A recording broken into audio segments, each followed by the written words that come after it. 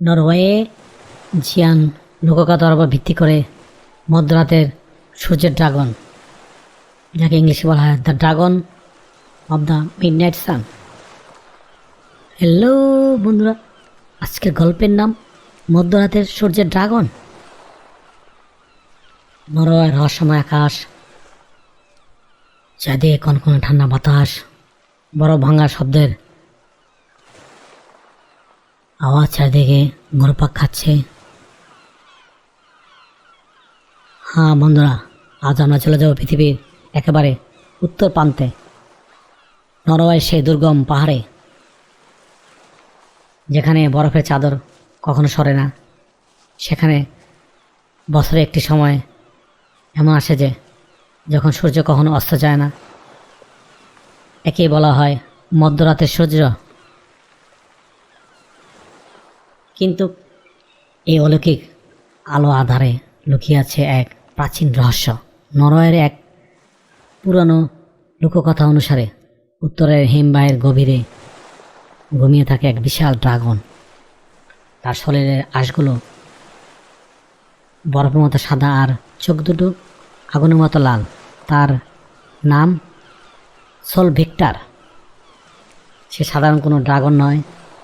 সে সারা বছর ঘুমায়, কিন্তু বছরে দীর্ঘ সময় দীর্ঘ দিন আসে, যাকে দীর্ঘতম দিন বলা হয়, আর অর্থাৎ সামার সোলস্টিস বা কর্কট ক্রান্তির দিন, যখন সূর্য দিগন্ত নিচে নামে না, ঠিক তখন সোল ভিক্টর জেগে ওঠে।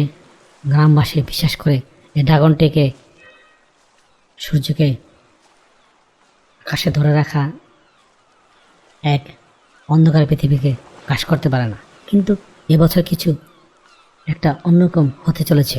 গল্পের নায়ক এক ছোট্ট গ্রাম্য ছেলে, যার নাম এরিক। এরিক তার দাদুর কাছে শুনেছিলেন যে মধ্যরাতে সূর্যের ড্রাগন যদি কোনো কারণে না জেগে, তাহলে পৃথিবী চিরতরে অন্ধকারে ডুবে যাবে। এরিক লক্ষ্য করল সোলস্টিসের দিন ঘনিয়ে এসেছে। আকাশটা যেন কেমন ফ্যাকাশে হয়ে উঠল। মেঘের আলোয় সূর্য যেন ভয় কাঁপছে। এরিক বুঝতে পারল ড্রাগনের গুহায় কোনো বিপদ ঘটেছে। সে একাই রওনা হলো সেই দুর্গম ক্রিস্টাল মাউন্টেনের দিকে। পথটা ছিল ভয়াবহ। বহরের ধস, কনকনে হাওয়া আর অন্ধকার খাত পেরিয়ে এরিক যখন পাহাড়ের চূড়ায় পৌঁছল, সে যা দেখল তাতে রক্ত হিম হওয়ার কথা। বিশাল সেই সাদা ড্রাগন সোল ভিক্টর পাথরের মতো জমে গেছে। তার ডানায় বিশালাকার কালো বরফ জমে আছে। এক অশুভ ছায়া দানব ড্রাগনটিকে জাদু বন্ধ করে ফেলেছে, যাতে সূর্যকে মুক্তি দেওয়া না যায়। এরিক দেখল সে ছায়া দানব সূর্যের শেষ রশ্মিটুকু শুষে নিচ্ছে। পৃথিবী ক্রমেই অন্ধকার হয়ে আসছে। এরিক জানত ড্রাগনকে জাগাতে হলে প্রয়োজন হৃদয়ের উষ্ণতা। সে তার সাথে আনা পুরনো লণ্ঠনটি জ্বালালো, ড্রাগনের বিশাল চোখের সামনে গিয়ে দাঁড়ালো। সে চিৎকার করে বলতে লাগলো প্রাচীন সেই নরওয়ে জিয়ান মন্ত্র। হঠাৎ ড্রাগনের 100 বছরের পুরানো পাথরের চামড়া ফাটতে শুরু করলো। একসময় ছায়া দানব এরিককে আক্রান্ত করতে চাইল, কিন্তু ঠিক সেই মুহূর্তে সোল ভিক্টর তার বিশাল ডানা ঝাপটে জেগে উঠল। ড্রাগনের মুখ থেকে আগুনের মতো ফুলকি বের হয়ে এক নীল রঙের এক জাদুকরী জ্যোতি। সে জ্যোতিকে অন্ধকারের দানবটি ধোঁয়ার মতো মিলিয়ে গেল। ড্রাগনটি আকাশের দিকে ডানা মেলল। তার গায়ে প্রতিটি আঁশ সূর্য আলো হীরা বা হীরকের মতো জ্বলজ্বল করেছিল। এরিক দেখল ড্রাগনটি উড়ে গিয়ে সূর্যের চারিদিকে এক অদ্ভুত বলয় সৃষ্টি করেছে।